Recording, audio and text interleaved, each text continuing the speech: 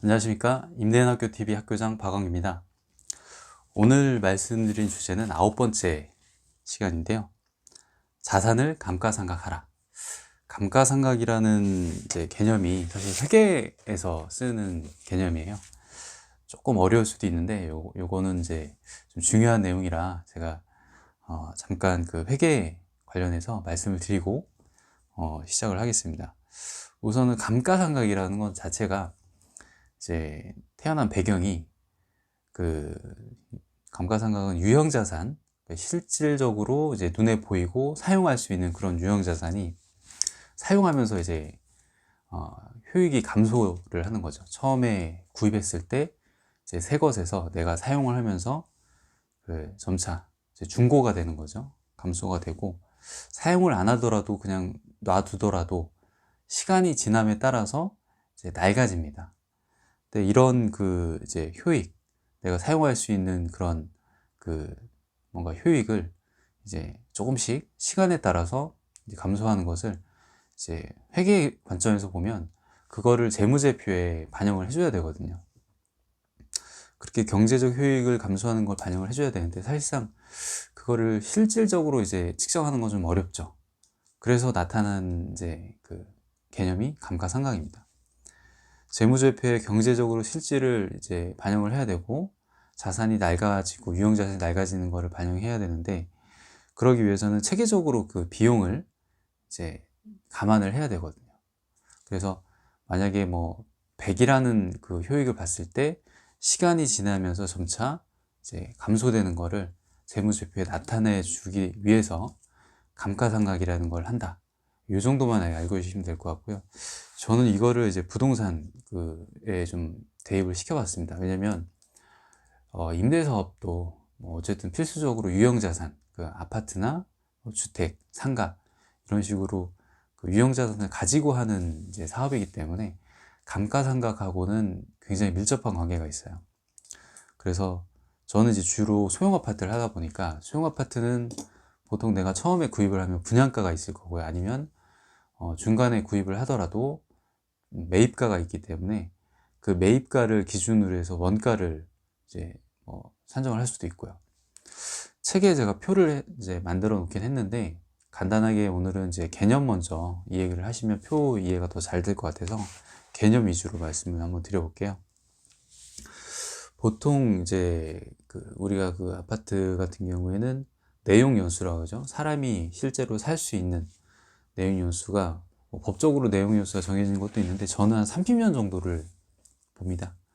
왜냐면은 30년 정도 된 아파트는 사실상 재건축을 하지 않으면은 뭐 이제 멸실이라고 그래서 이제 완전히 뭐 이제 없애야 되는 그런 상황이거든요. 사람이 들어가 살 수 있을 정도가 아닌 상태이기 때문에, 실제로 뭐 이제 안전점검이나 이런 걸 통해서 D등급에서 더 아래로 내려가면 이제 사람이 살 수 없는 주택이라고 판단을 하고 뭐 철거라든지 멸실 절차를 진행을 하는데, 그래서 저는 이제 30년을 우선 기준으로 합니다. 그래서 내가 사려고 하는 아파트가 지금 이제 몇 년 차인지 그거를 이제 확인을 하는데, 보통 이제 뭐 10년, 15년 뭐 이 정도, 뭐 내용 연수가 반 정도 제가 봤을 때 남아있는 아파트들은 이제 괜찮다고 생각을 하거든요. 신축 같은 경우에는 좋긴 한데 좀 가격이 좀 높다 보니까 내용 연수를 30년을 잡고 실제 내가 구입했을 때 얼마 정도 이제 임대사업 할 수 있는지, 그런 이제 가는 기간이 나와요. 내용 연수를 내가 30년으로 잡았을 때. 더 뭐 오래 잡는 분들도 있고 더 짧게 잡는 분들도 있을 거예요. 그건 이제 개인마다 다르긴 한데, 저는 우선 30년으로 잡고 그 다음에 30년 기준으로 해서 감가상각을 해보는 겁니다. 감가상각이라는 거는 이제 어쨌든 비용을 체계적으로 배분해서 이제 나타내는 거기 때문에, 내가 100이라는 아파트를 예를 들어서 샀을 때 지금 이제 감가상각을 하게 되면은 100을 30년 나누면 이제 1년에 얼마씩 이제 분배가 되겠죠. 그리고 1년이 이제 12달이니까 그걸 다시 12로 나누면은 월세가 되는 겁니다. 근데 딱 월세랑 맞진 않을 거예요. 왜냐면 감가상각을 해서 나오는 이제 금액하고 월세하고 비교를 이제 하자는 의미고요. 실제로 월세는 그 지역의 이제 시세에 따라서 이제 결정이 되는 거죠. 그래서 아파트 매입할 때 실제 이제 매입가가 있고요. 감가상각, 이제 내용 연수 30년으로 기준을 해서 이 금액을 나눠 보면 이제 실제 30 나누기 또 12를 하면 이제 월세하고 그 금액을 비교할 수 있는 금액이 나옵니다.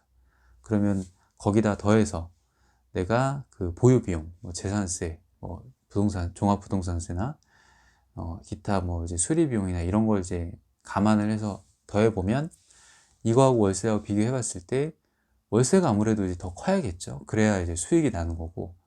근데 감안해 봤을 때 오히려 월세보다 좀 더 떨어진다. 그러면은 좀 매수하는데 좀 고민을 해봐야 돼요.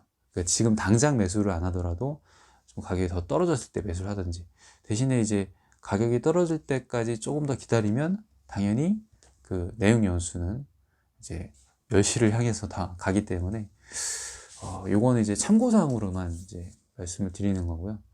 실제로 그 감가상각한 금액하고 딱 떨어지지는 않습니다. 근데 정말 이 아파트를 내가 구입을 하는 게 좀 지금 이제 판단이 안 선다 그러면 감가상각에 대한 개념을 한번 생각해 보시는 게 좋을 것 같아요. 저는 그래서 제가 갖고 있는 아파트들은 웬만하면 감가상각 한번 다 해보고, 실제 지금 시세하고 비교해 봤을 때 이게 감가상각 했을 때 지금 이제 그 금액, 실질 금액하고 시세가 너무 현저하게 차이 난다 그러면 이게 매도를 해야 될 수도 있겠구나, 이런 생각을 하고, 그래서 이 엑셀 파일을 가지고 저는 이제 감가상각을 보통 하는데 어렵지 않아요. 감가상각 하는 것 자체가 뭐 네이버에 그 엑셀 감가상각 함수 이렇게 치면은 이제 자세하게 나옵니다.